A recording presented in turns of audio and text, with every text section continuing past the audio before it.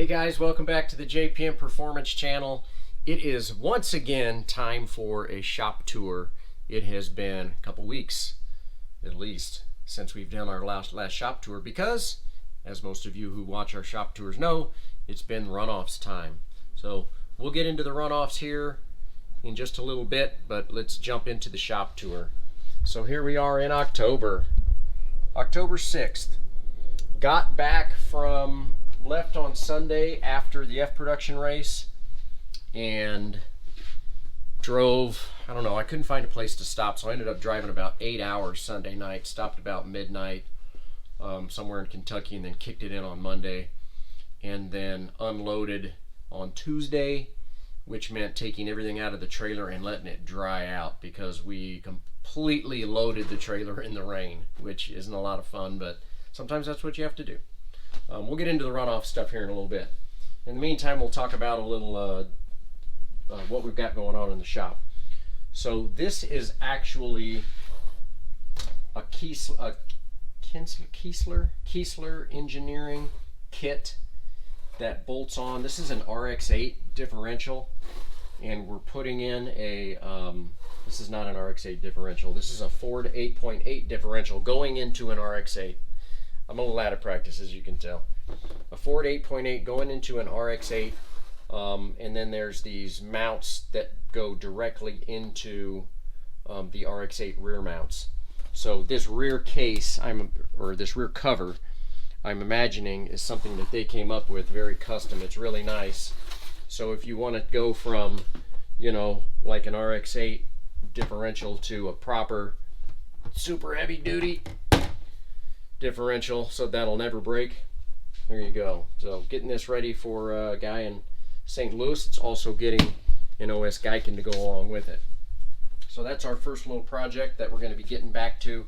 Actually sent out a couple of ring and pinions for rem treatment while I was gone at the Runoffs. The second one, show this off for Eric Casson. This is his ring and pinion that just came back. You can see how beautiful it looks. Kind of looks like it's been chromed, but what it is, it's been micro polished. So that decreases friction, which also decreases temperature in your differential. So this will be going into his Subaru BRZ differential. So that's what that's going on. It's kind of interesting. I'm not doing Miata's differentials right now. In the meantime, I need to get back to working on disassembling Doug Weaver's engine. So this engine's here for upgrades and a rebuild this winter, and we'll get that taken care of, as well as another couple things that are on his list of things to do. So you'll kind of be seeing that, as well as a bunch of other engines over the next few months, because post runoffs, it's all about taking a breath, trying to get back to work, get back to normalcy again. So you guys will recognize this green car.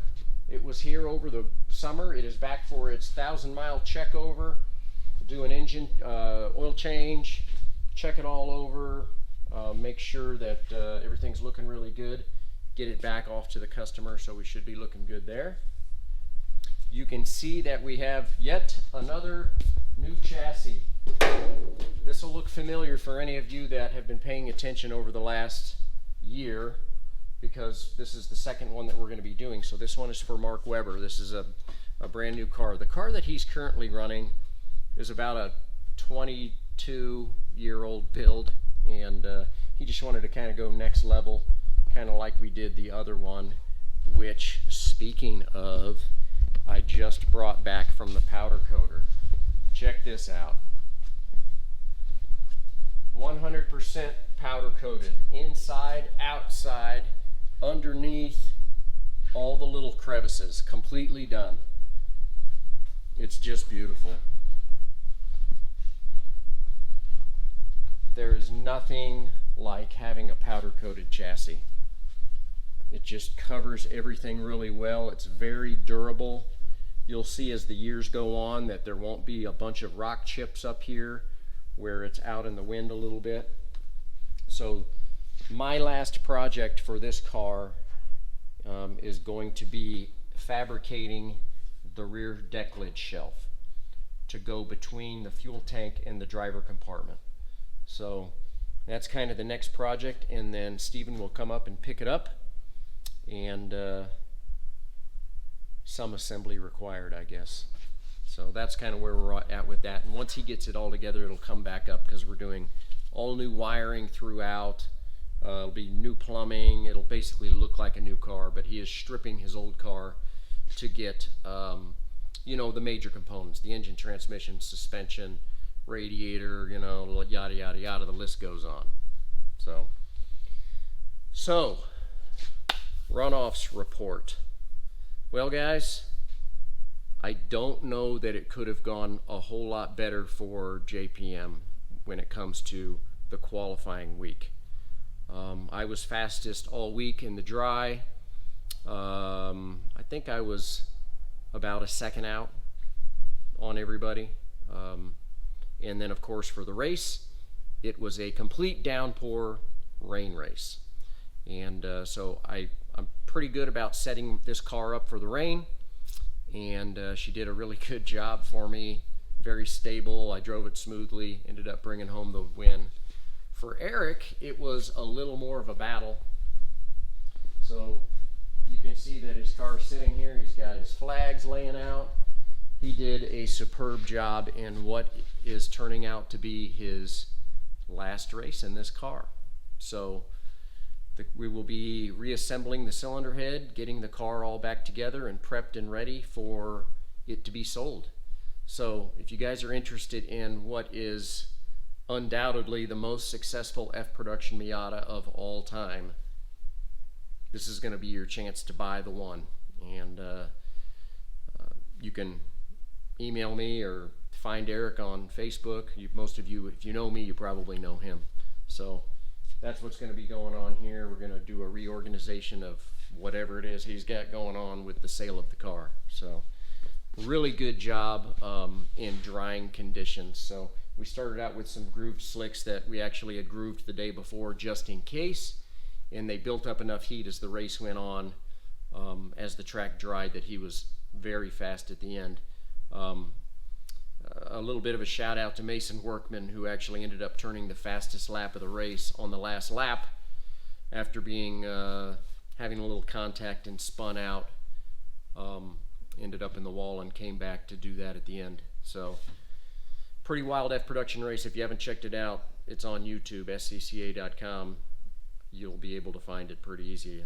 If you just search SCCA 2022 Runoffs, I think you'll find it pretty easily. So in my case, once again, after the race, you can't see it right now, but the cylinder head is off, and in the BMW you have to completely pull the engine out. So I'll be pulling the engine back out here. I'll start my 15 minutes a day tomorrow, and we'll get the engine back together, start getting ready for next season. So for any of you that came back from the Runoffs, I suggest you do the same thing. Get started now, because the race season will be here before you know it. Really good rain race. Once again, you can see that on YouTube as well.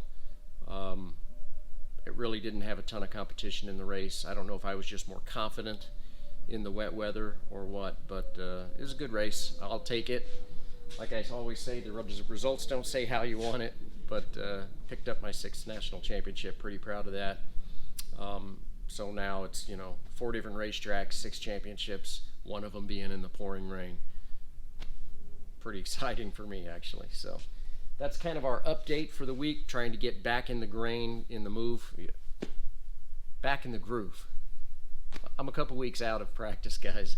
I'm gonna get back in the groove, getting back in the shop, getting the motors started for the winter, start working on Mark's chassis as well as everything else that we've got going on. So appreciate you guys checking back in with me here after a couple of weeks, and stay tuned, because we're gonna have lots more stuff going on, including some in-car footage from maybe some qualifying footage, as well as some wet weather racing footage, which hopefully turned out pretty good.